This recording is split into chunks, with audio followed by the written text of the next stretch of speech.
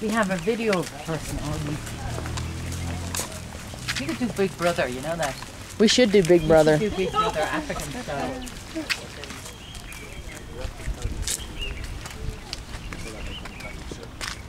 If you have time, I can even take it 1 hour. 1 hour. 1 hour is okay for us? Yeah. Yes. Okay. So my name is Nicholas, and the place you visited today was the former palace of the king of Buganda. Now you were in a country called Uganda, but within Uganda there are different kingdoms and different tribes. There are 52 tribes that make up this country. Buganda tribe is one of them, and it is the biggest kingdom. The language that I speak is the most spoken one in the whole country. No, within Buganda. I'll say. I know, of course, within Buganda it has to be more, but I was just making a joke. so within Buganda we have what we call clans. Clans are like groups of families believing in different ancestors. They are represented by plants, animals, and insects. I come from the grasshopper clan.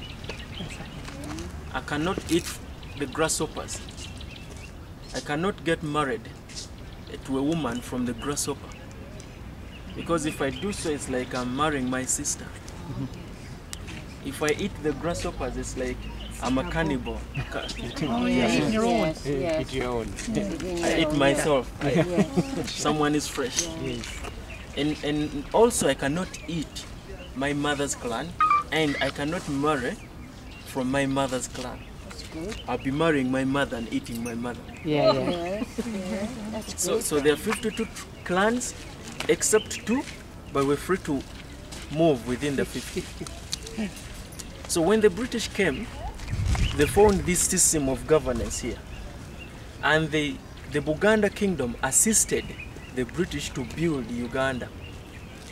The British built Uganda on 52 tribes, but there are more than 80 tribes within Uganda, because Buganda alone has got like 60 tribes.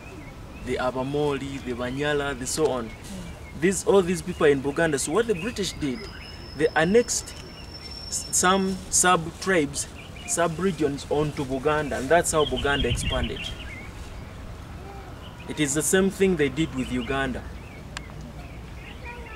So the king in Buganda comes from the clan of his mother, whereas I take the clan of my father. So the reason why the king takes the clan of his mother, that was like they were trying to balance,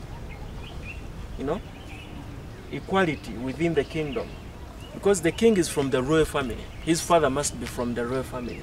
But the king is not supposed to marry also from the royal family. He has to go down to his commoners and marry a peasant. I'll give you an example. The current king is from the Manke clan, because his mother was from the Manke clan. So the people of the Manke clan are ruling the kingdom today. His wife is from the Ediborat, giving a chance to the people from the Ediborat to expect to be the rulers of this kingdom someday. So this kept stability within the kingdom. That means every clan has a chance. Has a chance. How does he choose his wife? And no one So a king marries from, actually, all women in Buganda belongs to the king.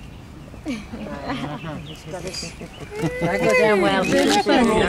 So it is by chance that your clan will be picked as the lead of the kingdom. All women belong to the king. All women, including you right now. You're kidding? Oh, I just don't think so. Yes, I have. No, he and I will have to have a come to Jesus about that. The moment you step here And put in on that Buganda, I understand you came through Entebbe airport.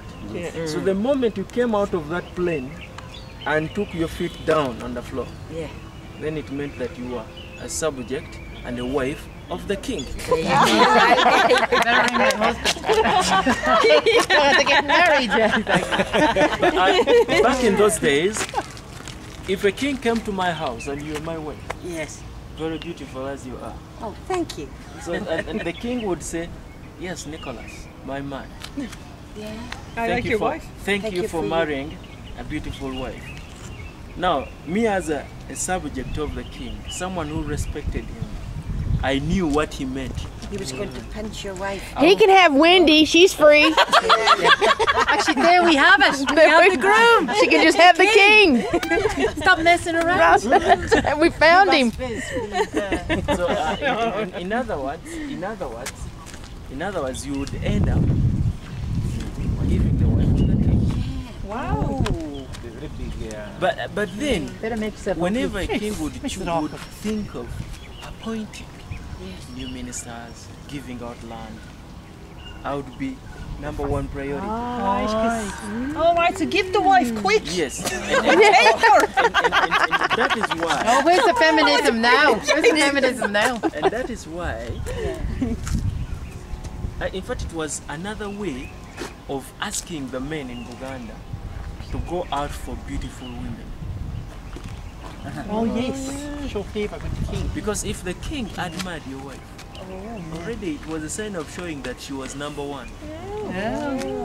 And that is why in Buganda we used to say the beauty of Buganda lies in the hands of the royals. Because kings married only beautiful wives. So if we also wanted to marry from the royal family, obviously it was yes. These women were beautiful. Yes. So what would you do? Hide your wife? No, you make her ugly. Would you make her So maybe you would avoid the king visiting your home. Feminism. Hey, Wendy, you just have to become an. They're not going to say it. That's good. Actually, this is the tree where we get the bark cloth. That is the fig tree. We just take off the bark, beat it using a stick we call a mallet. As you beat, it expands. When you put it in the sun, it turns into the brown cloth.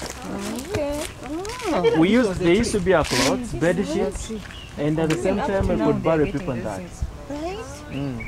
It worked as DDT as well, because you'd smoke it in the house and kill the mosquitoes. Yes, very. Now it has this stuff here. Oh, this one is already dry.